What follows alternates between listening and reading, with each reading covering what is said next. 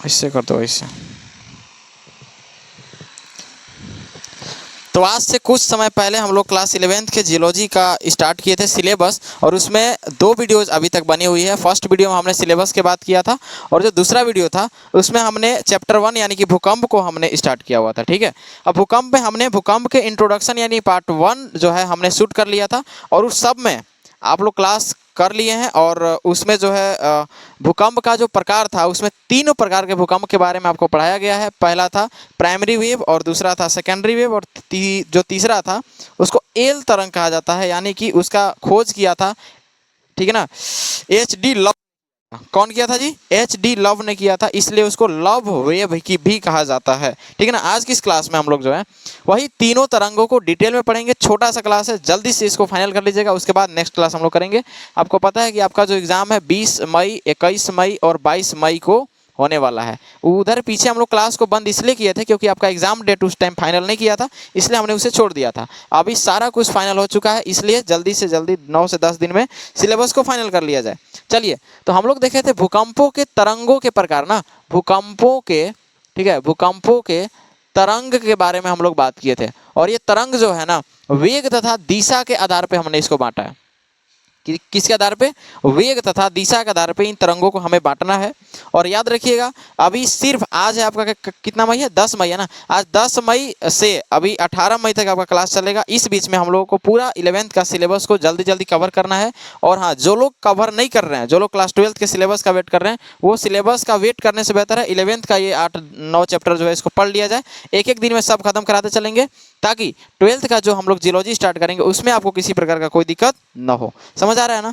तो बाकी जो पार्ट, जो पीछे का जो क्लास है, जैसे उसमें इंट्रोडक्शन का क्लास था, आपका भूकंप का क्लास था, सिलेबस का स्कोप इसका कितना था क्लास 11 जियोलॉजी का, वो सब अगर आपने नहीं देखा है तो उसे देख लीजिएगा। एक ही प्लेलिस्ट में एक लिंक पे सारा क्लास सीरियल से आ जाएगा, उसका लिंक हम डिस्क्रिप्शन में डाल देंगे और उसे आप देख लीजिएगा। जितने भी प्रकार का नोट्स है तो लास्ट में हम खुद आपको मौका देंगे, आपको अलग से कहीं नहीं जाना है, दिमाग नहीं लगाना है। बुक्स मिले या ना मिले उसके भी चक्कर में आपको नहीं पढ़ना है, पूरी तरीके से, ठीक है ना, बोर्ड के नोट से, जो भी हम यहाँ व्हाइट बोर्ड पे जो भी हम एक्सप्लेन कर रहे हैं, जो भी क्लासेस को आप देख ले रहे हैं, उससे अलग सवाल इससे नहीं आने वाला है। जियोलॉजी में हम आपको ये चैलेंज कर दे रहे हैं। चलिए ठीक है, तो सबसे पहला जो तरंग हम लोग पहले जो पढ़े थे उसमें हम लोग 3 प्रकार के तरंग पढ़े थे। सबसे पहला जो था वो था पी वेव।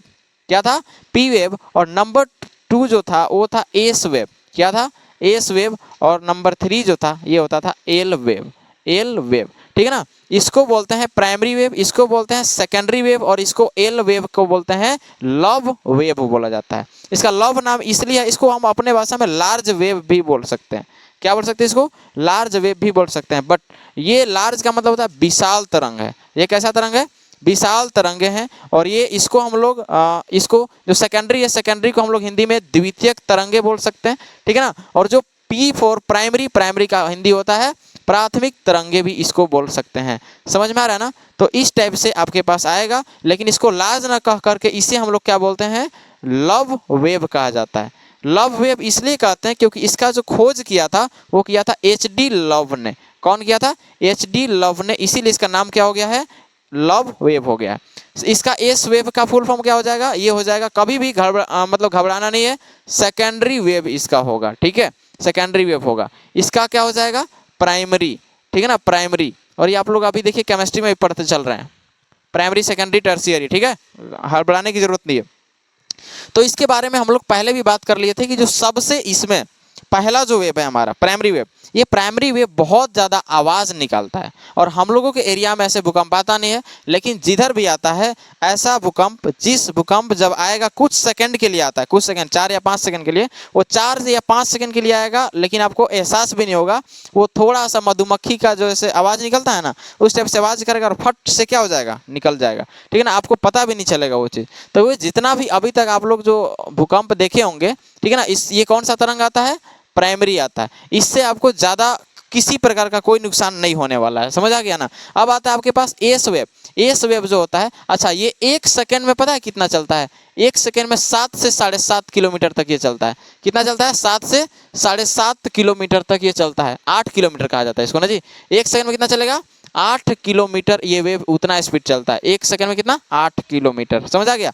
एस में कितना है? एस में जो है इसका घट जाता है 4.5 किलोमीटर। कितना हो जाता है? 4.5 किलोमीटर पर सेकंड हो जाता है। और एल में हो जाता है आपका 3 किलोमीटर। कितना हो जाता है? 3 किलोमीटर पर सेकंड हो जाता है। तो सब के बारे में डिटेल्स हम आपको पढ़ा दे रहे हैं, ठीक है, कोई दिक्कत नहीं ना है। तो भूकंप का कितना टाइप होता है पहले बताइए। भूकंप कहते किसे हैं? कि जब पृथ्वी में कंपन होगा तो उसे क्या कहते हैं? भूकंप कहते हैं। भू मतलब पृथ्वी, कंप मतलब कांपना। तो जब पृथ्वी हमारा कांपने लगता है तो उसे हम लोग क्या बोलते हैं? भूकंप कहा जाता है। समझ आ गया ना? एक आर्थर होम्स नाम का एक मतलब जियोलॉजिस्ट था, साइंटिस्ट भी कह सकते हैं, ठीक है ना। इन्होंने ही बताया था कि अगर पृथ्वी सतह पर अगर कंपन हो रहा है, ठीक है ना, तो उसे क्या कहते हैं हम लोग? भूकंप कहते हैं। इसका जो अगर हम भूकंप को इंग्लिश में अर्थक्वेक्स कहते हैं। अगर अर्थक्वेक्स का अगर हम स्टडी कर रहे हैं, यानी कि study of earthquakes is called seismology. क्या बोलते हैं उसको? सीस्मोलॉजी कहा जाता है। समझ आ गया? इसमें हम लोग पार्ट 1 में पढ़े होंगे, आपका फोकस के बारे में पढ़े थे, जिसको हम लोग भूकंप मूल कह रहे थे। उसके बाद एपी सेंटर पढ़ रहे थे। एपी सेंटर को हिंदी में अधिकेंद्र कहा जाता है, ठीक है ना। सम भूकंप पढ़े थे, लेकिन ये सब ना उतना इंपॉर्टेंट नहीं है। मैंने आपका भूकंप का डिफिनेशन, उसका खोजने वाला आर्थर होम्स था, ठीक है ना। और ये सब जो टाइप्स ऑफ वेव्स हैं यहाँ पे, इन सभी के बारे में आपको पढ़ना है। सम भूकंप रेखा, भूकंप रेखा, ये सब हम लोग पढ़े थे। और फिर उसके बाद हम लोग क्या पढ़े? उसका तरंगों का वर्गीकरण पढ़ रहे हैं। तो तरंगों का वर्गीकरण करेंगे कितने टाइप का? 3 टाइप का। सबसे पहला पी वेव, एस वेव और एल वेव। चलिए सबसे पहला हम लोग पढ़ते हैं पी वेव। पी वेव को नोट बढ़िया से करिएगा। इसे इंग्लिश में क्या कहते हैं? प्राइमरी वेव कहेंगे, ठीक है, प्राइमरी वेव कहते हैं। इसे एस तरंग कहा जाता है। क्या कहते हैं? एस नहीं, इसको कौन सा तरंग बोलेंगे? पी तरंगे कहा जाता है।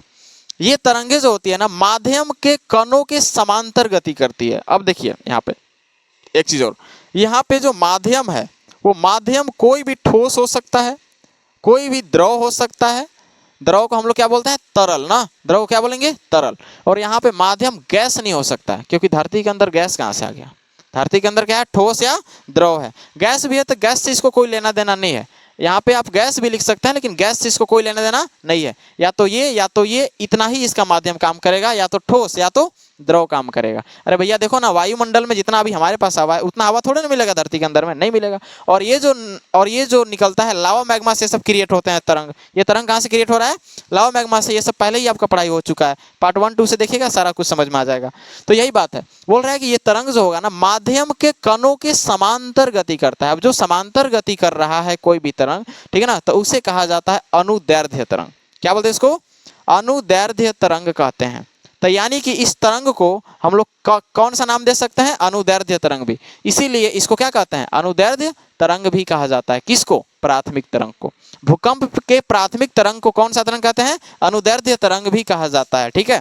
इससे आवाज निकलेगा जी, इसीलिए इसको कौन सा तरंग बोलते हैं?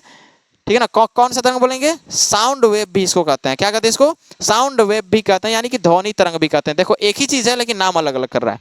बोलेगा कौन सा तरंग है, ठीक है ना, जिससे ध्वनि निकलता है, तो कौन सा तरंग है? ये भूकंप के तरंग की हम बात कर रहे हैं। कौन सा तरंग है? प्राइमरी वेव है, प्राथमिक तरंग है। समझ आ गया? इसी से ध्वनि भी निकलेगा। इसी को अनुदैर्ध्य तरंग भी कहते हैं। यह बहुत ही ज्यादा तीव्र होता है। क्या होता है? बहुत ही ज्यादा तीव्र होता है। अभी हमने बताया कि 8 किलोमीटर पर सेकंड, 8 किलोमीटर पर सेकंड इसकी क्या होती है? स्पीड होती है। क्या होती है? स्पीड होती है। यानी कि 1 सेकंड में कितना किलोमीटर चल रहा है? 8 किलोमीटर। ये सबसे तेज है, सबसे तेज। जो तीनों तरंग है ना, पी हो गया, एस हो गया, एल हो गया, ये तीनों में सबसे तेज कौन सा है? आपका प्राइमरी वेव हो जाता है, ठीक है। ये ठोस तथा तरल में गति कर सकता है। अच्छा एक बात बताइए कि ये ऐसा एक वेव है कि ठोस तरल दोनों में, यानी कि अभी हमने बताया कि गैस यहाँ पे कोई काम का नहीं है। गैस कोई काम का है क्या? नहीं। ठोस या तो तरल यानी लिक्विड, ठीक है ना। अब लिक्विड के रूप में क्या है धरती के अंदर? पानी है। इसके अंदर क्या है? पानी है। और भी मैग्मेटिक पदार्थ हैं, मैग्मेटिक पदार्थ हैं, ठीक है ना। और ठोस में आपका पत्थर आ जाते हैं, चट्टान आ जाते हैं, ये सभी आ जाएंगे यहाँ पे, ठीक है। तो इसका कहना है कि ये ठोस और तरल में गति करेगा, बाकी कहीं गति नहीं करेगा। तो कैसे करेगा? अंदर में कुछ रहेगा तब तो करेगा ना। या तो ठोस में करेगा या तो तरल में करेगा। समझ में आ रहा है कि नहीं आ रहा है? कोई दिक्कत यहाँ तक नहीं है ना? चलिए, तो ये है और ये है आपका प्राथमिक तरंग का नौटंकी। तो प्राथमिक तरंग देखो नाम का है पड़ गया प्राथमिक तरंग कि सबसे तेज होता है, इसलिए प्राथमिक तरंग बोलेंगे क्या? नहीं, यह इतना स्पीड होता है कि तीनों से प्राथमिक, द्वितीयक और तृतीयक तीनों से सबसे जल्दी कौन पहुंचेगा? धरातल पर। आर्थर होम्स क्या बोला कि जो भूकंप है अगर पृथ्वी का सतह पर कंपन हो रहा है तो इसे हम क्या कर रहे हैं? भूकंप कर रहे हैं। तीनों तरंग में सबसे पहले इस पृथ्वी की सतह पर कौन पहुंच रहा है? प्राथमिक तरंग। क्यों? क्योंकि इसका स्पीड क्या है? ज्यादा है। इसका औसत गति कितना है? 8 किलोमीटर पर सेकंड है, इसलिए जल्दी पहुंच रहा है। तो यहाँ पे बोलेंगे एक लाइन में जो अनावश्यक चीजें हैं इसको मिटा देते हैं। ये अनावश्यक है ना जी, ये समझाया जा चुका है। ठीक है, तो यहाँ पे लिखिए ये तरंगे, ठीक है ना, ये तरंगे पृथ्वी की सतह पर, पृथ्वी की सतह पर, ठीक है ना, शीघ्रता से पहुंचती है, शीघ्रता से शीघ्रता से, ऐसा लिखिए, सबसे पहले पहुंचती है। इसीलिए, ठीक है ना, इसीलिए इसे क्या कहा जाता है? प्राथमिक तरंग कहते हैं। भाई सबसे पहले जो निकलेगा उसी को ना फर्स्ट बोलेंगे जी, इसीलिए इसको क्या बोलते हैं? प्राथमिक तरंगे कहते हैं। समझ आ गया कि पी तरंग जो है स्पीड में आएगा और जल्दी से जल्दी सबसे पहले पृथ्वी की सतह पर क्या हो जाएगा? आ जाएगा, इसीलिए इसे क्या बोलते हैं? प्राइमरी वेव कहते हैं। अब आया आपका सेकेंडरी। प्राथमिक में कोई डाउट है क्या? प्राथमिक में किसी को भी डाउट होगा, ऑनलाइन में भी चैट बॉक्स खुला है, आप बोल सकते हैं। ठीक है, आगे आपके पास सेकेंडरी वेव। इसमें क्या है कि ये माध्यम में कणों के समकोण पर गति करती है। अब देखो, अगर ये समकोण पर गति करेगा, कणों के समकोण पर गति करेगा, तब इसको क्या बोलेंगे? अनुप्रस्थ तरंग बोलेंगे। क्या बोलते हैं इसको? अनुप्रस्थ तरंग इसको बोला जाता है। ये कब होता है? कि जब समकोण गति होने लगता है तब, ठीक है ना। और अगर समांतर गति हो रहा है तो क्या बोलते हैं उसको? अनुदैर्ध्य बोलेंगे। जब समकोण यानी 90 डिग्री पे हो रहा है तो उसे क्या बोलते हैं हम लोग? अनुप्रस्थ कहा जाता है। समझ आ गया ना? तो अनुप्रस्थ तरंग भी इसको बोलेंगे। जैसे इसमें हम लोग क्या बोल रहे थे? इसको अनुदैर्ध्य, तो इसी प्रकार से यहाँ पे क्या बोलेंगे? इसको अनुप्रस्थ। देखो ये माध्यम में, अब फिर माध्यम में एक ही चीज रहेगा, ठोस द्रव ही रहेगा। माध्यम चेंज नहीं हो रहा है, क्योंकि जो धरती के अंदर है उसी के बारे में हमें जानना है। ठीक है, तो ये माध्यम में कणों के समकोण पर गति करती है, इसीलिए इसे हम लोग क्या बोलते हैं? अनुप्रस्थ तरंग भी कहते हैं। किसको? इस वेव का दूसरा नाम क्या है? अनुप्रस्थ है। सबसे पहले कौन आया? पी, तो पी तरंग को क्या कहते हैं? अनुदैर्ध्य। पी तरंग को क्या बोलेंगे? अनुदैर्ध्य। और इस तरंग का दूसरा नाम क्या हो जाता है? तो इसको अनुप्रस्थ भी कहा जाता है। ये किसी प्रकार का कोई भी आवाज नहीं निकालेगा, ये आवाज नहीं निकालेगा, इसीलिए इसको ध्वनि तरंग हम नहीं कहते हैं। समझ में आ गया? पी वेव की तुलना में इसकी गति क्या हो जाती है? कम हो जाती है। पी वेव की तुलना में इसकी गति क्या हो जाएगी? कम हो जाएगी। ये देखिए इसका खासियत है कि ये तरल में गति नहीं करेगा, ठोस में सिर्फ गति करेगा। सेकेंडरी जो वेव है, प्राइमरी तो भैया स्पीड था, दोनों में गति कर लिया, लेकिन एस जो होगा ना वो तरल में, लिक्विड में जो होगा इसमें गति नहीं करेगा, और लेकिन किस में करेगा? ठोस में करेगा। समझ आ रहा है ना? तो द्वितीयक तरंग को हम लोग क्या बोल रहे थे इंग्लिश में? इसको सेकेंडरी वेव कहते हैं। सेकेंडरी वेव, इसीलिए इसका क्या नाम है? एस वेव कहते हैं, एस वेव कहते हैं। ठीक है, कोई दिक्कत नहीं ना? तो देखिए यहाँ पे इसकी औसत गति कितना है? 4.5 किलोमीटर पर सेकंड। कितना है? 4.5 किलोमीटर पर सेकंड। और इसकी कितनी है? 8 किलोमीटर पर सेकंड। ये सब इंपॉर्टेंट है, ये सब इंपॉर्टेंट है। और जो भी हम बताएं ये इंपॉर्टेंट टॉपिक है, ये है, चाहे 11th जियोलॉजी में जाओ, चाहे 12th का जियोलॉजी में जाओ, चाहे आगे कंपटीशन में जाओ। समझ आ गया? सिर्फ ठोस माध्यम में ये गति करेगा और उसमें लुप्त हो जाता है। जैसे ही ये लिक्विड फॉर्म में जाएगा, लिक्विड मीडियम में जैसे ही पहुंचता है, तो द्रव में पहुंचने के बाद ये क्या हो जाएगा? दूसरा लुप्त हो जाएगा। बताएं क्यों? बताएं क्यों? क्योंकि लुप्त जो होता है ना, देखो हम बता रहे हैं, जो ठोस होता है, ठोस उसके बीच में ना जगह कम होता है, वो क्रिस्टलीय होता है ज्यादातर। ठीक है, अब एक वेव जो 8 किलोमीटर 1 सेकंड में गति कर रहा है, वो पानी को भी कुछ समझेगा, उसमें आसानी से क्या हो सकता है? पार हो सकता है। लेकिन एस का स्पीड देखिए 4.5 है। सेकेंडरी वेव का इस तरंग का जो है वेव, इसका जो गति है कितना है? 4.5 है। तो 4.5 पानी के बीच में ऐसे भी रिक्त स्थान होता है। अब उसमें अगर वेव गति भी करेगा तो उसी में जा जाएगा ले एनएस गया, स्पीड माइनस गया, पानी में जा क्या हो गया? चुपचाप हो गया। मतलब वहां पे जाने के बाद क्या हो गया? धीरे धीरे लुप्त हो गया, काम नहीं कर रहा है वहां पे, उसका गति क्या हो गया? स्लो हो गया। तो यही बात बोल रहा है कि ठोस माध्यम में गति कर सकता है ये तरंग, लेकिन अच्छा ठोस माध्यम में जाएगा तो उसका प्रभाव भी दिखा सकता है, लेकिन तरल में क्या हो जाता है? ये लुप्त हो जाता है। इसलिए अगर कोई महासागर के आसपास, जैसे उधर है ना सब महासागर, बे ऑफ बंगाल हो गया, उधर अरबियन सी हो गया, तो इधर कहीं पर भी अगर भूकंप आएगा, मतलब भूकंप आएगा, तो वहां पे एस तरंग बहुत कम उठता है। एस तरंग बहुत ही कम उठता है। रीजन क्या है? क्योंकि ये तरल में उतना प्रभाव नहीं दिखाता है। भाई समुद्र के अंदर में भी क्या होता है? समुद्र के अंदर क्या है? स्थलमंडल है कि नहीं है? है। समुद्र के अंदर भी क्या है, स्थलमंडल। जैसे मान लो कि ये धरती है ना, ये धरती का सतह हो गया, सरफेस हो गया। अब इसी सरफेस में ऐसा हो गया, ऐसे ऊपर में समुद्र है, ये सब यहाँ पे क्या भरा हुआ है, समुद्र, लेकिन अंदर में सब क्या है, ठोस है। तो भूकंप तो नीचे से ना जा रहा है, भूकंप जा कहाँ से रहा है, नीचे से जा रहा है। इस पे जहां तक ये ठोस है वहां तक प्रभावी है, लेकिन जैसे ही इसमें आ रहा है, यहाँ पे आके क्या हो जा रहा है, लुप्त हो जा रहा है। इसीलिए इसको गौण तरंग कहते हैं। कौन सा तरंग कहते हैं, गौण तरंग कहते हैं, ठीक है ना, इसको गौण तरंग कहा जाता है। देखिए, तो सागरीय भागों में अगर उठता भी है इस तरंग तो क्या हो जाएगा, लुप्त हो जाएगा, और इसीलिए इसको द्वितीयक या कौन सा तरंग कहते हैं, गौण तरंग कहते हैं। अब एकदम कॉन्सेप्ट क्लियर हुआ कि नहीं। फर्स्ट तरंग जो होगा, यानी कि प्राइमरी वेव जो होगा, वह ठोस तथा द्रव दोनों मीडियम में गति कर सकता है। उसका गति सबसे स्पीड होता है, 8 किलोमीटर पर सेकेंड होता है। साथ ही साथ और आगे अगर बढ़ते हैं तो उसको ध्वनि वेव भी कहा जाता है, साउंड वेव भी उसको बोलते हैं। यह सबसे पहले धरती पे पहुंचता है, स्थल मंडल पे, पृथ्वी की सतह पे, इसलिए इसको हम लोग क्या बोलते हैं, प्राथमिक तरंग भी बोलते हैं। प्राथमिक तरंगें जो होती है वो समांतर, माध्यम के समांतर रूप में गति करती है, एकदम समांतर, इसलिए इसे क्या कहा जाता है, अनुदैर्ध्य तरंग भी कहा जाता है। इससे ज़्यादा तो कुछ नहीं था। पी में, एस में क्या था कि यह कणों के लंबवत, यानी माध्यम के कणों के लंबवत गति करते हैं, इसलिए इसे क्या कहा गया, अनुप्रस्थ तरंगे कहा गया, ठीक है ना।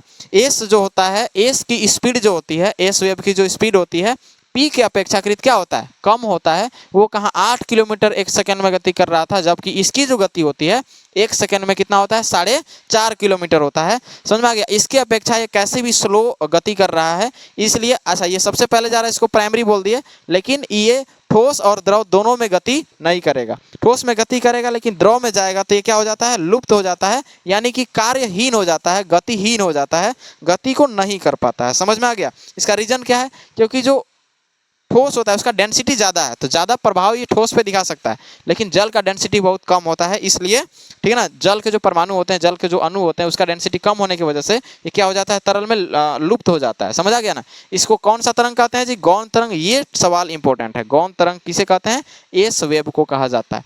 अब जहाँ तक एल वेव है, एल वेव का दूसरा नाम क्या हो गया, लव वेव इसको कहा जाता है। समझ में आ गया ना। और ये आपका ज़्यादा इंपॉर्टेंट हो जाता है जब P और S, जैसे मान लो कि कोई स्थल मंडल है, जैसे मान लीजिए कि ये कोई स्थल मंडल है, ठीक है ना। अब इस स्थल मंडल में ये सब लेयर्स हैं, लेयर्स जो भी है, प्लेटों का लेयर्स है, जो भी है भाई, ठीक है ना। ये पूरा स्थल है, मान लो कि पूरा पूरा क्या है, ठोस है, ठोस है और इसमें द्रव दोनों भरा हुआ है, ठोस द्रव दोनों है, जैसा कि आज हमारे धरती के अंदर है।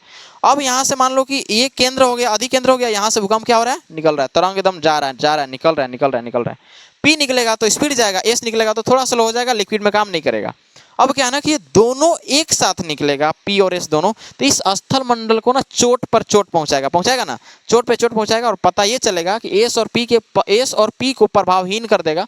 ये दोनों एक साथ काम करेंगे तो हो सकता है कि बीच में जो माध्यम है, इस माध्यम को धर के दरार की तरह क्या कर दे, एक साथ फाड़ दे, है ना। ऐसा भी तो हो सकता है ना कि जो माध्यम है, चट्टान है, इस चट्टान को डायरेक्ट क्या कर देगा, ऊपर में फाड़ देगा। जब ऊपर में फाड़ देगा तो वही ज्वालामुखी विस्फोट हो जाएगा, सीधे लावा मैग्मा डायरेक्ट कहाँ हो जाएगा, धरती को फाड़ के कहाँ चल जाएगा, बाहर में। तो ये सबसे ज़्यादा हानिकारक है। तो सबसे ज़्यादा जो हानिकारक है, वो सबसे ज़्यादा हानिकारक कौन सा वेव होता है, इसको आप नोट डाउन अप कर सकते हैं। बाकी ऑनलाइन वाले सभी स्क्रीनशॉट इसका ले सकते हैं, ठीक है। चलिए, तो अगला आता है हमारे पास, कौन सा वेव आता है, एल वेव आता है। इसको धरातलीय तरंग कहा जाता है। समझ में आ गया। इसको मिटा दें, मिटा दिया जाए।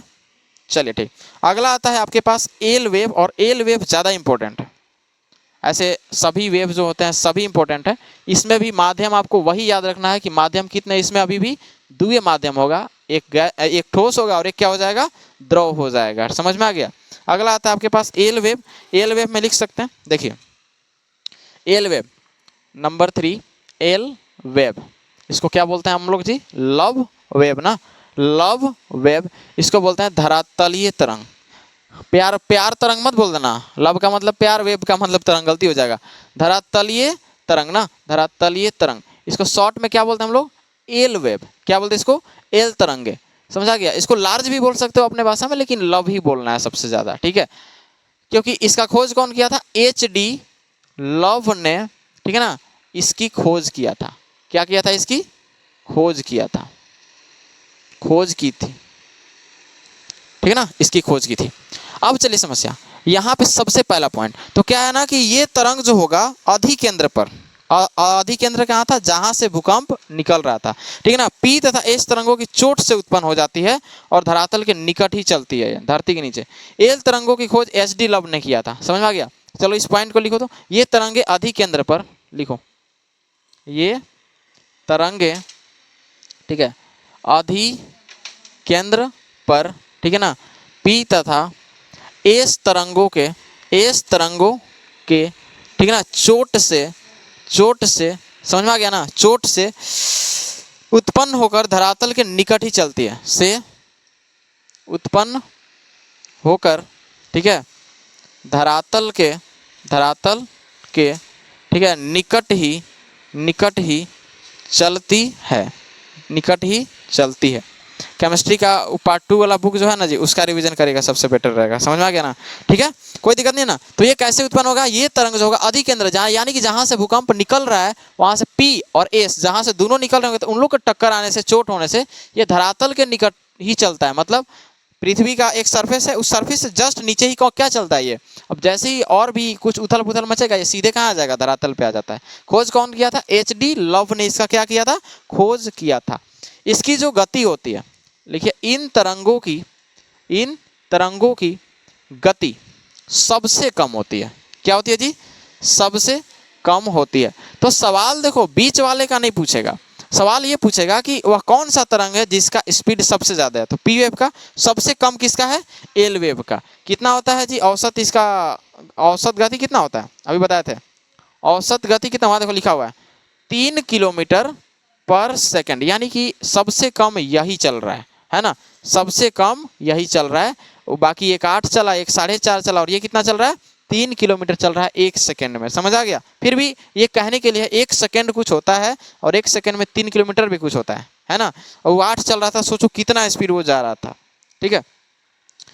ये तरंग जो होगा ना, पृथ्वी का चक्कर लगाएगा और फिर से कहाँ चला जाएगा, अधिकेंद्र तक चला जाएगा। ऐसा नहीं है पृथ्वी का ये भी चक्कर लगाएगा फिर कहाँ, अरे ऐसे समझो, यहाँ देखो, यहाँ सीधे यहाँ पे अधिकेंद्र है ना, सीधे निकलेगा और पूरा चारों तरफ से इसे राउंड में फैल जाएगा। जैसे ज्वालामुखी कैसे फैलता है, जहाँ से निकलता है उस जगह से पूरा फैल जाता है, वैसे धरती के अंदर से जहाँ अधिकेंद्र है वहां से फैलेगा, पूरा प्रभावहीन दिखा देगा। धरती के ऊपर अगर नहीं भी गया तो धरातल के जस्ट निकट रहेगा, और निकट हो जैसी ऊपरी उथल पुथल मचा तो सीधे क्या हो जाएगा, फट जाएगा। मतलब ऐसे समझो, देखो यहाँ पे जैसे ई जो था, धरातल पे सबसे पहले पी वेव तो पहुंच गया, सबसे इजिली ये पहुंच गया, स्पीड ज्यादा था। एस वेव आपका पानी में काम नहीं किया, मतलब लिक्विड में काम नहीं किया। एल वेव को मतलब ही नहीं है कि ठोस में जाएगा कि द्रव में जाएगा, इसको मैंने मतलब नहीं है। अधिकेंद्र से एस और पी के चोट से पहले तो ये उत्पन्न होगा, फैलेगा पूरी तरीके से, एकदम विस्तारित हो जाएगा पूरी तरीके से। अब ये विस्तारित होने के बाद क्या करेगा, गति कम है, तो गति कम है तो धरातल के जो स्थल मंडल है ना, जैसे मान लो कि जिस अभी सरफेस पे हम लोग हैं, यहाँ तक पहुंचना नामुमकिन है। लेकिन आंतरिक उथल पुथल अगर नहीं, मतलब धरातल के जस्ट निकटे तो है, हम बोले ना अभी धरातल के निकट ही चलती है। अगर ऊपरी उथल पुथल या निचली उथल पुथल में अभी कोई बदलाव अगर नहीं हुआ है, यानी कि अगर वो ठीक ठाक है, तब ये धरातल के निकट रहेगा। लेकिन अगर उथल पुथल में कोई प्रकार के रुकावट नहीं हुआ, वो उथल पुथल होते रह गया, तो ये धरातल को एकदम नहीं बोलते हैं ज्वालामुखी, एक बैक फाड़ेगा, और फाड़ने के बाद ये क्या हो जाता है, सीधे आ जाएगा धरातल पे, सारा लावा मैग्मा तरंग सब आ जाएगा। एल वेव जो होता है ये धरती को फाड़ सकता है, एल वेव जो होता है धरती को क्या कर सकता है, फाड़ सकता है। अधिकेंद्र तक पूरा फाड़ देगा, धरती के बीच में बहुत बड़े बड़े क्या आ जाएंगे, दरारें आ जाएंगे। औसत गति 3 किलोमीटर होती है। ये इसकी गति, ये नहीं स्थल मंडल से उतना इसको पता नहीं है, लेकिन आप देखो एक राउंड कि अगर स्थल मंडल हमारा बहुत ज़्यादा मजबूत है, जैसे हमारा झारखंड का स्थल मंडल मजबूत है, क्योंकि यहाँ पे पत्थर पहाड़ ज़्यादा है कुछ, है ना। अब जैसे ही अगर उत्पन्न हुआ तो आंतरिक उथल पुथल से ज़्यादा नहीं बच रहा है। अब जैसे ही ये उत्पन्न होगा ना, पूरा फैलेगा। अगर मान लो कि ऊपरी उथल पुथल, मतलब ऊपर का जो परत है हमारा, वो परत मजबूत है, तो फिर से राउंड मार के फिर कहाँ जाएगा, वही अधिकेंद्र में। जैसे मान लो कि हमको एक बंद रखा गया, स्टार्टिंग में एल वेव उत्पन्न करके हम खूब गए कि छत के ऊपर हम पार हो जाएंगे, ऊपर वाला मजबूत था, हम नहीं जा पाए, फिर घूम के कहाँ जाएंगे, यहीं आ जाएंगे। ऐसा ही करता है कौन, एल वेव। हालांकि सबका यही प्रकार है। पी भी जाएगा ना, ये पृथ्वी पर असर दिखा देता है, एस भी आपका पृथ्वी पर असर दिखा देगा, लेकिन ये जल्दी असर नहीं दिखाएगा, दिखाएगा तो एकरा जैसा असर कोई नहीं दिखाएगा। अगर एल अगर असर दिखा दिया तो इन लोग के फेल कर देगा। समझ आ गया ना, ये है इसका खतरनाक, समझ में आ गया ना। ये सबसे विशाल तरंगे होती है। ये कौन सा तरंग है जी, सबसे विनाशकारी होता है, ठीक है। अच्छा, समय सबसे ज़्यादा किसको लगेगा, मतलब धरातल के, मतलब ये सतह पे आने में किसका टाइम ज़्यादा लगेगा, एस का, पी का कि एल का? एल का, क्योंकि एल का क्या है, गति स्लो है, ठीक है ना। यहाँ पे लिख सकते हैं आप एल तरंगों को पृथ्वी के, ठीक है ना, सतह पर, पृथ्वी के सतह पर आने में ज़्यादा समय लगता है। ज़्यादा समय क्या होता है जी, लगता है। ज़्यादा समय लिया, साथ ही साथ ये भी दोनों माध्यम में गति करेगा। किसमें? ये दोनों माध्यम मीन्स ठोस तथा गैस, ठोस तथा तरल में क्या करता है, गति करता है। दोनों में क्या कर लेगा, ये गति कर लेगा, दोनों माध्यम में गति करेगा, दोनों माध्यम में ना गति करता है। कोई दिक्कत नहीं ना। ये सर्वाधिक विनाशकारी है। और कैसे है ये बात अभी आपको बता दी है। ये जो है क्या जी, सर्वाधिक विनाशकारी तरंग है, सर्वाधिक विनाशकारी तरंग है। समझ में आ गया ना। तो ये वहां पे ऐसा तरंग आता है जहाँ के स्थल मंडल बहुत ज़्यादा कमज़ोर है। जैसे स्थल मंडल कहाँ कमज़ोर हो सकता है, जहाँ का इलाका दलदली टाइप का हो सकता है ना। ये जो होता है बहुत ज़्यादा, ये क्या है, विनाशकारी हो जाता है, ठीक है। और सिंपल सा प्रोसेस है कि अगर मान लीजिए कि देखो यहाँ पे इसका एक फिगर के माध्यम से हम आपको बताना चाहते हैं कि मान लीजिए कि ये है हमारा एक अधिकेंद्र। ये क्या है, मेरा अधिकेंद्र उसे बोलते हैं जहाँ से भूकंप उत्पन्न होता है ना, ठीक है। अब यहाँ से मान लीजिए कि ये हमारा एक स्थल मंडल है, ये स्थल मंडल है जी। ऊपर का भाग जो है ना मेरा बहुत ज़्यादा क्या है, मजबूत है, बहुत ज़्यादा, बहुत हद तक क्या है, ऊपरी परपट्टी मेरा क्या है, स्ट्रॉन्ग है, मीन्स ठोस है, ऐसे कह सकते हैं।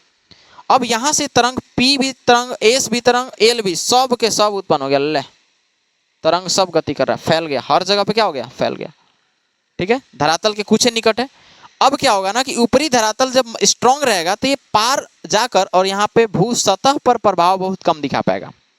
लेकिन अगर ये कमजोर होगा तो सीधे फाड़ देगा, क्यों, और लेकिन आराम आराम से फाड़ेगा। अभी ऐसा नहीं ज्वालामुखी फटना मैंने एक बैग होता है, ये आराम से, जैसे देखते हो ना कोई फिल्म उल्म में अचानक से धरती फटेगा, अचानक से आराम आराम से, पहले चौरक चौरक करेगा, उसके बाद धीरे धीरे धीरे धीरे धीरे, ऐसे कोई जादू हो तो में बालवीर का मूवी देखना, उसका सीरियल देखना, आराम से धरती फटना, आराम आराम से क्या हो जाएगा, अलग अलग, बीच में लाल दिखा देता है, बीच में दरारवा क्या दिखा देगा, लाल दिखा देगा। इसमें लाल क्या है, लावा मैग्मा है ना, आराम आराम से अलग करेगा। एक बैग अलग करता है क्या, एक बैग अलग कर नहीं कर पाएगा ना, एक बैग अलग करेगा तो पूरा धरती में, पूरा धरती पर भूकंप आ जाएगा, पूरा पृथ्वी पर। तो एल तरंग जब निकलता है ना तो आराम आराम से फटेगा ना, तो वो बहुत ज़्यादा नुकसान करता है। तो नुकसान करने का भी आरोही क्रम में देख लो, सबसे कम नुकसान पी, उसके बाद बिल्डिंग उल्डिंग गिरा सकता है कौन, एस, थोड़ा बहुत बिल्डिंग गिराएगा, अगर ज़्यादा आ गया तो एल। एल में ज्वालामुखी निकलने का चांसेस ज़्यादा रहता है, बिल्डिंग गिराने के लिए आपका एस तरंग काफ़ी है। टेबल है, एक टेबल, एक मान लो कि ये हमारा एक, ये क्या है, चेयर है, ये चेयर तो कुछ जान है नहीं इसमें, है ना। इस चेयर पर अगर मान लो कि यहाँ पे हम गिलास रखे हैं, गिलास, तो इसका एरिया कम हो गया ना इस जगह पे। अब एरिया कम हो गया, इस जगह गिलास रखा हुआ है। मान लो कि ये डस्टर है, इस डस्टर को हमने क्या किया, इस जगह पे खड़ा किया, समझ आ रहा है ना, इस डस्टर को हमने यहाँ पे क्या किया, खड़ा किया। पंखा की वजह से भी हिल जा रहा है ना, पंखा देखो इसको हिला दे रहा है, पंखा देख, पंखा की वजह से डांस कर रहा है। अब मान लो कि अगर ये पंखा को बंद किया जाए ऊपर वाला, अब ये जो है आराम से इसी जगह पे, मान लो कि इसको हम किसी तरीके से खड़ा कर दिए, ऐसे ही हिलेगा, पी वे में ऐसे ही हिलेगा, रियलिटी बता रहे हैं, ऐसे ही हिलता है। हम देखे ना टेबल पे ग्लास रहता है ना, ग्लास रखा हुआ, ग्लास हुआ ऐसे से हिलने लगता है। ये जैसे देखो ये जैसे हिल रहा है ना, ये वाला ऐसे जस्ट हिलेगा। इसको रखो ऐसे, बुढ़ियन से पूछना ना, भूमडोल कहता है इसको, भूम मने धरती और डोल मने डोलना। देखो ऐसे ही हिलेगा, पी वेब में ऐसे ही हिलवे करता है, रियलिटी है, ये पी वेब है। एस वेब में क्या करेगा, चेयरवा गिरा देगा, एस वेब में चेयरवा गिरा देगा। एल वेब में क्या करेगा, बस कोई बात नहीं, आराम आराम से, क्योंकि 3 किलोमीटर पर सेकंड आ रहा है, इसका स्पीड कितना है, 3 किलोमीटर पर सेकंड। हमारा ध्यान वहाँ जा रहा है जी, ठीक है ना। ये आराम से क्या कर देगा, आराम से इसे फाड़ देगा, समझ आ गया, फिर समझ आओगे इसी में। तो ये होता है, ठीक है। अब देखो कि जैसे मान लो कोई एस्ट्रॉयड गिरता है हमारे धरती पे, कोई भी उल्का पिंड गिरता है, बड़ा से बड़ा क्षुद्र ग्रह गिरता है, तो आपको इतना तो पता चल गया कि धरती के अंदर लावा मैग्मा है, आग के रूप में है, धरती के अंदर भी आ गया। अभी अगर ऊपर से कोई गिर गया तो नर, एक बात बताओ, ये स्थल मंडल मान लो कि यहाँ तक तो है, ये हमारे पास स्ट्रॉन्ग है, इसलिए हमारे पास झारखंड तरफ में यहाँ पे हमारा भूकंप नहीं आएगा। जम्मू कश्मीर साइड में आ जाता है, दिल्ली साइड में आ जाता है, जहाँ के स्थल मंडल कुछ कमजोरी टाइप का। अगर यहाँ पे एक एस्ट्रॉयड आया, फटाक से एस्ट्रॉयड कहाँ गिर गया, इसी जगह गिरा, और बढ़िया स्पीड में मार के गिराया। ये ऐसा नहीं कि इतने पर धरती है, ऐसे ही पूरा है ना, ये क्या है पूरा है, और ये पूरा स्थलमंडल मोटा है, मारेगा तो ये निकल सकता है कि नहीं निकल सकता है, आराम से इसको जगह मिल गया ना। पी और एस के पहले टकराव से ये निकला है एल तरंग, और एल तरंग आराम आराम से निकलेगा, आराम आराम से गति करेगा। पहले तो मान लो कि किसी को भर पेट खाना खिला दो, मोटाइल आदमी है, बढ़िया तो मोटाइल आदमी है, ठीक है, अब बढ़िया उसका पेट फटत ले खाना खिला दो, मोटाइल है तो खाइए लेगा, क्योंकि मोटाइल माने खाना मतलब पेट बड़ा है उसका, ठीक है ना। उधर के पीछे से एक लात मार दो, पीछे से क्या कर दो, एक लात, सही बता रहे हैं, एक लात मारो, या ई मान लो लाठी है ना, और धर के ऐसी उसको मार, धर के ऐसी मोटका के एकदम पेटुए में धर के मार दो, ठीक है ना, तो क्या होगा, खाना बक देगा, खाना बकेगा ना, या तो उसका पेट फटेगा, उसका पेट फटेगा तो सारा छितर बितर हो जाएगा, वैसी होगा धरती के साथ। बेचारा भर लिया है एल तरंग, धर के ऊपर से ई कितना स्पीड मारा है किसी को मालूम है? अभी ऐसे ही तो पढ़ाया था, अनंत क्षेत्र से किसी आवेश को विद्युत क्षेत्र में लाने के बाद क्या होता है, तो वैसे ही था पहले भी कि कोई अनंत दूरी से कोई पिंड को पृथ्वी के गुरुत्वीय क्षेत्र में लाने से क्या होता है। तो आप लोग पढ़े हैं कि जैसे जैसे वो पृथ्वी के निकट आएगा वैसे वैसे उसका वेग में क्या होगा, परिवर्तन होगा, और उसका वेग बढ़ता है। ये पढ़े हैं 11th में, पढ़े हैं वो वाला गुरुत्वीय वाला, और यहाँ पढ़े हैं 12th में आवेश वाला। जैसे जैसे लाएगा मारेगा एकदम फुल स्पीड में जाके क्या हो जाएगा, इसको फाड़ डालेगा। तो ऐसे ही आता है भूकंप, और वो भूकंप आएगा तो बहुत डेंजर आता है। भूकंप भी ऐसा नहीं आशा, अब हमारा जो पृथ्वी है, इस पृथ्वी पर, ठीक है ना, 2-3 प्रकार से देखिए, जैसे अब इतना ही जो 11th बेस पे है इतना ही काफ़ी है। अब जैसे मान लीजिए कि हमारे पास एक स्थल मंडल है, स्थल मंडल में 2 चीज़ें, पृथ्वी पर हमारा 2 चीज़ें जी, जनरली देखा जाए तो पृथ्वी पर कितना चीज़ है, 2। सबसे पहला है जल मंडल, जो जिसकी मात्रा ज़्यादा है, और दूसरा क्या है, स्थल मंडल। स्थल मंडल को इंग्लिश में क्या बोलते हैं, किसी को मालूम है? लिथोस्फीयर। क्या बोलते हैं? लिथोस्फीयर। और जल मंडल को इंग्लिश में क्या बोलते हैं? हाइड्रोस्फीयर। क्या बोलते हैं? हाइड्रोस्फीयर। अगर यही भूकंप पी हो, एस हो, एल हो, अगर ये स्थल मंडल पे आता है तो इसका नाम कहा जाता है भूकंप। यही तरंग जो पी तरंग, एस तरंग, एल तरंग, अगर ये स्थल मंडल पे आता है तो इसे क्या बोला जाता है? भूकंप कहा जाता है। और इसको हम लोग इंग्लिश में कहते हैं अर्थक्वेक्स। क्या कहते हैं? अर्थक्वेक्स। लेकिन यही तीनों पी एस एल, अगर यही तीनों वेव, तीनों तरंग अगर ये आ रहा है जल मंडल में, तब क्या कहेंगे बताइए जी? यही तीनों तरंग जब पृथ्वी पे आया, स्थल मंडल पे आया, तो इसको हम लोग भूकंप का नाम दिए। भू माने धरती, कंप माने, इसको क्या बोलेंगे? इसको जल मंडल पे आया तो जल कंप बोलेंगे, जल कंप बोलेंगे, क्या बोलेंगे इसमें? दिमाग लगाइए, जल कंप बोलेंगे रे, ऐसे ही। अच्छा, सबसे ज्यादा भूकंप कहाँ आता है, स्थल मंडल पे कि जल मंडल में? गलत, जल मंडल में आता है। जल मंडल में तरंग उत्पन्न होते रहता है, समझ आ गया? सबसे ज्यादा भूकंप अगर कहीं आता है तो कहाँ आता है? जल मंडल में। समझ आ गया? ऐसा क्यों? क्योंकि हमारा जो पृथ्वी का जो सरफेस है ना, ऊपर वाला, ये मोटा है, और मतलब इसका डेंसिटी ज्यादा है। जबकि पानी में क्या है? जल है। पानी में क्या है? अरे पानी में जल ऐसे बोल रहे हैं जी, जल मंडल में क्या है? खाली जल तो है ना, ऐसे। समझ आ गया? तो ये कैसे भी इससे ज्यादा, तो इसका डेंसिटी इससे तो कम है कैसे भी करके। और हमने बताया कि ये पृथ्वी का सरफेस है, तो ये ऐसे नीचे स्थल मंडल है, यहाँ पर ना पानी है, ऐसे पूरा पृथ्वी पर थोड़े पानी है। पृथ्वी, तुम लोग को लगता है ना कि पूरे पृथ्वी पर खाली पानी है, नहीं रे भाई, पूरा पानी नहीं है। पूरा पृथ्वी स्थल मंडल है, लेकिन गड्ढा हो के अब क्या बन गया उस जगह पे? जल मंडल हो चुका है। समझ में आ रहा है ना? तो जल मंडल में जो भूकंप आता है, लिखना यहाँ पर, इधर लिखो इसको, इधर इधर। जल मंडल में, ठीक है ना, उत्पन्न होने वाले भूकंप को, अब भूकंप कहाँ से आ गया? भूकंप तो है ना, बोले तो जलमंडल के नीचे मतलब स्थल मंडल है। भूकंप को देखें ध्यान से, सुनामी कहते हैं। सुना है ना? क्या कहते हैं? सुनामी कहते हैं। अब सुनामी आपको पता है कितना आता है? सीधे उलट पलट के रख देगा पूरा स्थल मंडल को। अगर यही सुनामी स्थल मंडल पे, मान लो कि अगर कोई तरंग स्थल मंडल, जैसे समुद्री तट जो होता है, उस समुद्री तट में किसी प्रकार का कोई भी भूकंप का एहसास नहीं हो रहा है, लेकिन समुद्र में सुनामी आया हुआ है खतरनाक, तो उसके अगल बगल के इलाके में भी भूकंप आने का चांस है। समझ आ रहा है ना? भूकंप कई प्राकृतिक कारण से भी आ सकता है, ये प्राकृतिक कारण था। कुछ आपदायिक कारक भी हो सकता है। जैसे कोई पहाड़ है, कोई क्या है? पहाड़ है, उस पहाड़ पे बहुत बड़ा चट्टान है, बहुत बड़ा, मतलब कितना बड़ा कद है, ये जितना बड़ा हॉल है, इतना बड़ा एक चट्टान है, कहाँ पे, पहाड़ पे।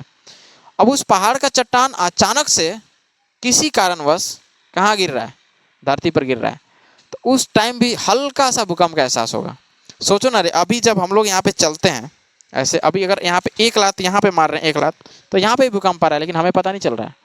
भूकंप जो होता है ना, इसका आवृत्ति जो आवाज था, साउंड वेव जिसको बोल रहे थे, किसको बोल रहे थे, पी वेव को। पी वेव को क्या बोल रहे थे, दूसरा नाम क्या था, अनुदैर्ध्य तरंग, और क्या नाम था, साउंड वेव। अगर अच्छा साउंड है तो यहाँ पे आवृत्ति होगा, साउंड है तो क्या होगा, फ्रीक्वेंसी यानी कि आवृत्ति होगा।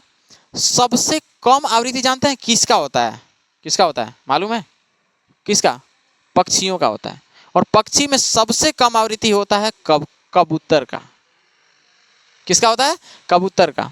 चमगादड़ का ऐसा नहीं कि सिर्फ कबूतरे का होता है, लेकिन कबूतर का जनरली ज़्यादा होता है, और वो इंसानों के बीच रहने वाला पक्षी है, समझ आ रहा है ना। उस पक्षी का खासियत ये था कि कहीं पर भी वो रहे, उसको यह एहसास हो जाता था।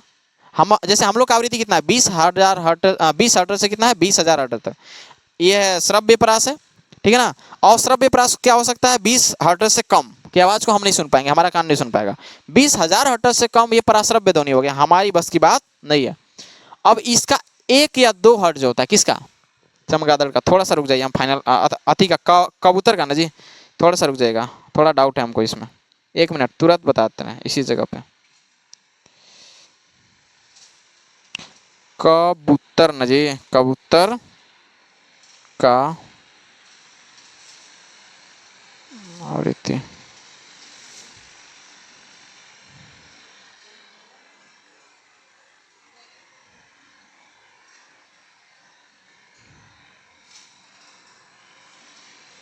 एक से 2 किलो हर्ट्ज, 1 से 2 किलो हर्ट्ज, बहुत कम है, बहुत कम है, समझ आ गया। यानी कि इंसान से तो बहुत ज़्यादा कम है। अभी क्या करता है कि पी वेव को आसानी से सुन लेता है, एस को तो कैसे सुनेगा, एस तो सुनाई नहीं देता है, वो तो सीधे प्रभाव दिखा देता है। लेकिन पी वेव जो होता है, जिसको साउंड वेव बोल रहे हैं, इसको आसानी से क्या कर लेता है, सुन लेता है। तो बहुत जब सुन ले रहा है तो संवेदनशील हो गया ना ज़्यादा, समझ आ गया। अब उसको पता चल जाएगा कि भैया यहाँ पे हमारे लिए उचित जगह नहीं है, यहाँ पे कोई ना कोई आपदा होने वाला है। यहाँ तक कि अभी ये पैर है ना, अगर कबूतर वहाँ पे है, वहाँ पे वो जो गेट है वहाँ पे है, अगर एक लात यहाँ पे मार देंगे तो वहाँ से उड़ के भाग जाएगा। क्यों, क्योंकि यहाँ पे कंपन स्टार्ट हुआ ना इस जगह पे, अभी इस कंपन को भी वो सुन लेगा और वहाँ से क्या हो जाएगा, भाग जाएगा।